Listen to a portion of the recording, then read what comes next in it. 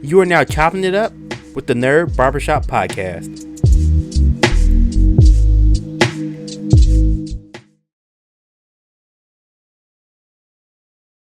Thank you.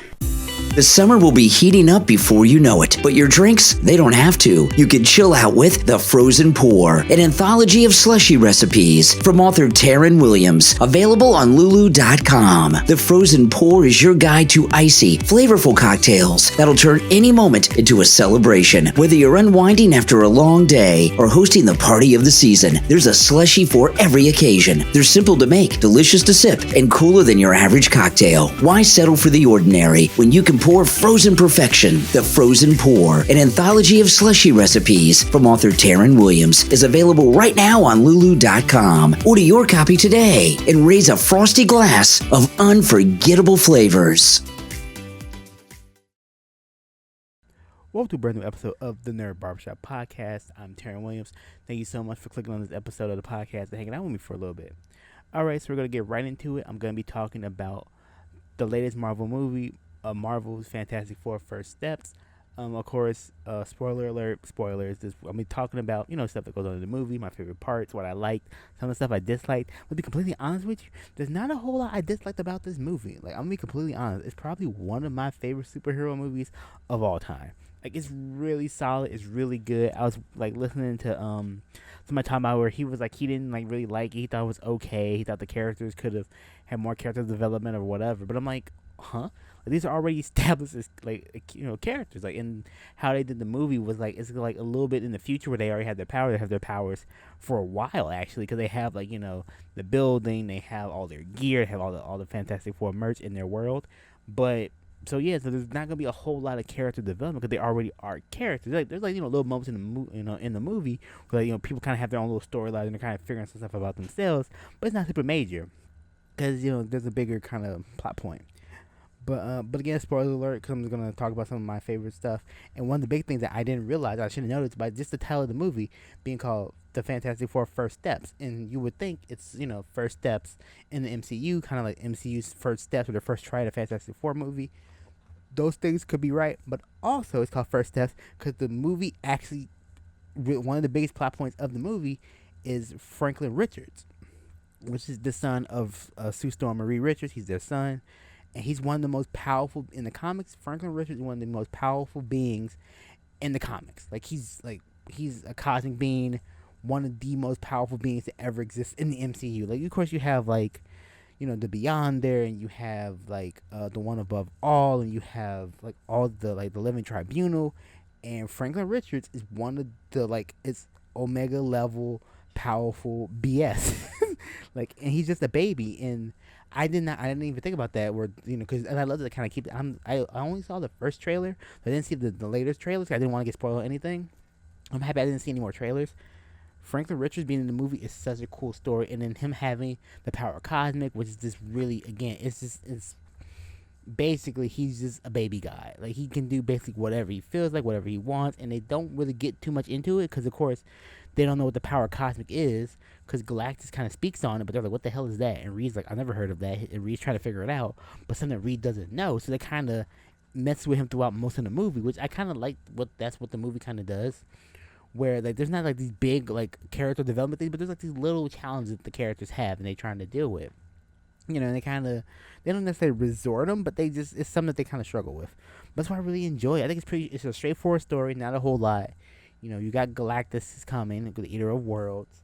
Also, the movie takes place in Earth 828, which I don't think they showed in any other trailer. We just knew it was it wasn't the main MCU universe. We knew it was a different universe, so they're going to be in Earth 828. And there's a bunch of little Easter eggs to the multiverse. Reed talks about the multiverse and kind of basically a lot of things that we know now, the multiverse and different planets and different timelines and stuff like that. Reed he kind of spits that out, which is a little Easter egg. There's an Easter egg for Liberia, which of course is Dr. Doom's country that he owns and runs, and they have his little stand when they do when Sue Storm was talking for the Future Foundation, which is the foundation that she creates. There's a stand for, or a little seat for Liberia, but Liberia's not there because they haven't casted that Dr. Doom yet. We know Robert Downey Jr. is going to be Dr. Doom in Avengers Doomsday. We don't know who's going to be the Doctor Doom of that world yet. We don't really know. They could have it casted yet, so we don't know. It's a nice little Easter egg. And then in the mid-credit scene, they show Franklin interacting with Doctor Doom, but like, and his mask is off. Where Franklin sees who Doctor Doom is, but we, the audience, doesn't. Well, oh, that's kind of a cool little Easter egg, like a little teaser of that, which is really cool. Because of course, Doctor Doom is probably going to be a big part of the next Fantastic Four movie. And now with Franklin Richards being in the movie, and he's going to be a little bit older, because they do like a 4-year jump for the mid-credit scene, so I'm assuming he'll be like a little bit older when the next movie comes out. Maybe like 8 or 9, probably closer to 10. And his power will probably start developing more. And if we get like God Emperor Doom and he gets the power cosmic, like, oh, that's gonna be nuts. So I think they're teasing, but I'm assuming the power cosmic is gonna be kind of like the big MacGuffin of the next phase of like these of the phase of movie that we're in. I'm pretty sure the power cosmic is gonna be like the thing that everyone's gonna want and try to figure out. And I think that's like the next thing. But I really enjoyed the movie. I really loved like all the characters. Sue Storm gets MVP. Vanessa Kirby's Sue Storm is probably one of my favorite iterations of the character. Cause a lot of times you see Sue, like she has her, like she turns invisible, she does some stuff, but I don't know, like it's just like she always seems kind of like not used a whole lot. Even in the classic Fox, Fantastic Four with Jessica Alba, she's a cool character. She did some stuff, but it's like it wasn't like we didn't really see Sue like pop off. This movie, Sue pops off. Like Vanessa Kirby does an amazing job as Sue. Sue is such the vocal leader, kind of the vocal part of the Fantastic Four. We have Reed's the intelligence. Johnny's kind of the hothead kind of. He's not even actually a hothead in this movie, which I kind of like. He's not really like he likes women and he does that, but he's not really like egotistical. He's just kind of like he's like the little brother of the team, and I kind of just like that where he's not like the hot-headed, trying to prove himself, just doing his own thing. He does kind of prove himself in his own way. In the movie, figures out Silver Surfer, Shia LaBeouf's like language and stuff, and figure out her backstory by analyzing it. Because he's smart, because he's one of the scientists. Like they're all very, very smart. But Johnny always kind of gets like the bottom of the totem pole when it comes to that. But I really like Johnny's character. I kind of surprised he didn't say "flame on" in the movie. I kind of thought that was like. Maybe they want to move away from that, but that's such an iconic part of the character. And also, Famous Horror never really has to say that. He just does that just as a moniker. And I also like that, and I noticed it in the movie, a lot of times, especially in like the old Fox movies, I think, Johnny always wore his Fantastic Four suit under his regular clothes because the fire would burn his regular clothes. But his suit is like fire retardant and fire resistant and stuff like that. But in the movie, that doesn't happen. So I don't know. That's probably just like a director choice. So he doesn't have to change clothes every single time so his clothes burn off. But I thought that was like a fun little thing, like in the cartoon too. I think because he always has to wear his Fantastic Four suit because if he flames up, it's his clothes are gone. So he always has to wear something underneath it just to protect himself. I like kind of how what they did with the thing where I like that he's like the chef and the cook, but I think he kind of cooks in the comics. I don't remember, but I like how because a lot of times in the comics the thing deals with being this monster and he misses like his old face and his old personality and stuff like that, and he kind of challenge and it's always challenging for him where kids kind of run away from him and stuff like that. He's always a monster, but I kind of like in the movie where they humanize him more, where kids love him. They love pick up stuff and throw stuff. He's not like appalled when people aren't appalled when he walks by. They're very kind and friendly and saying what's up. I like that later in the movie he actually develops like a stone beard, which he ends up cutting it off. I think in the credits you see him like shaving and stuff. But I really like the stone beard. I thought that was like really cool, just a little piece of him. I hope they keep it kind of like stone beard thing, something different. And Reed was Reed. Reed's one of the smartest people in the world, like this brilliant mind, always like can figure out problems, stuff like that. But when he finds out Sue is pregnant, he can't really handle it because he doesn't know, he can't like solve that with equations and science and math and all this stuff. He just has to learn and experience it, And with him and Sue both having powers, they're like, oh, like is Franklin gonna have powers? And they run a bunch of tests. He doesn't have powers according to the test, but when they actually go confront Galactus in space and go talk to him, Galactus scans him. It's like, oh, you have something in you. You have a child in you. If you give me the child, I'll save your planet. Or like, I won't destroy your world because that child has the power cosmic. And Sue's like, what the hell is that? Like, he's normal. He's like, oh, no, that child has the power to sustain my hunger and is going to be my successor. I need that baby. And it's really, I thought that was because, like, I like that the movie has a lot of Fantastic Four with them as a team, and but just like the science and the space and just a little bit of space. Like, it could have more space exploration, but it's just enough to kind of put it all together. I love that the spaceship is called the Excelsior after Stan Lee, I thought that was a really nice touch because, of course, the Fantastic Four is like the first family of Marvel. So Stan Lee and Jack Kirby are like really imbued in those characters in that story. So those shit being the Excelsior, I'm not sure if it's called that in the comic, but I appreciate being called the Excelsior as a nice little wink and a nod to Stan. You know, he probably really loved the movie and really appreciate it. I think it's really done well. Like I like the aesthetic of it. I just really enjoyed the movie. I think it's just fun. It's really easy to get into. The plot is pretty understandable. You know, you get to see like, and I love when Johnny kind of starts talking to the Silver Surfer, and it's just like, are you well? Like, are you connected to the board or whatever? And then she gets hit, and they separate. So he's like, oh, they are connected, but he doesn't realize like the board is like that's her battery. That's where that's how she sustains her power. Where if you take the board away from her, she starts losing her powers, which I'm sure they'll explore later on.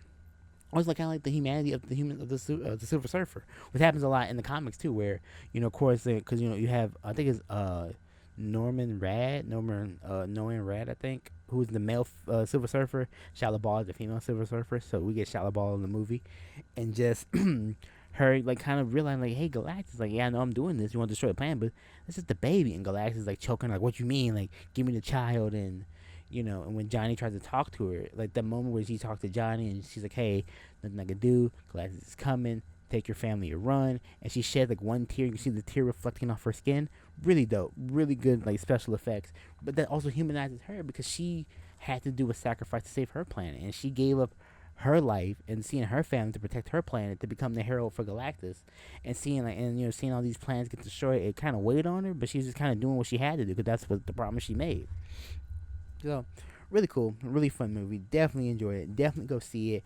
I give it a solid 9 out of 10. I won't say it's perfect because I do wish there was like a little more space exploration, maybe a little more, maybe some more like fights with some other little villains and stuff like that.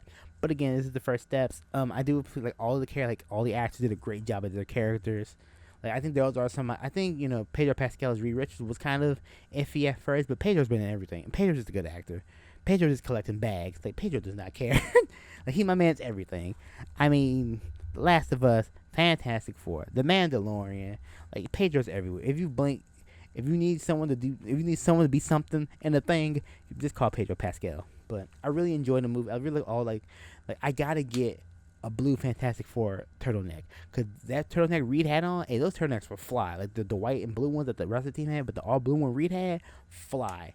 Like I need one. I gotta look up. Someone's gonna have one. It's gonna be like $60, but I need a Fantastic Four turtleneck for the fall, cause I'm about to be in the turtleneck. It's about to be turtleneck season real soon in Chicago. I'm gonna need one. But I really enjoyed the movie. I just really love what they did. I remember I was watching videos like they didn't think they used Galactus enough. No, they did enough with Galactus. It's Galactus. You don't need to do a whole lot. The Eater of Worlds, you get to see the scale. You get to see him eat some planets. He came to Earth. Just like I think it was cool.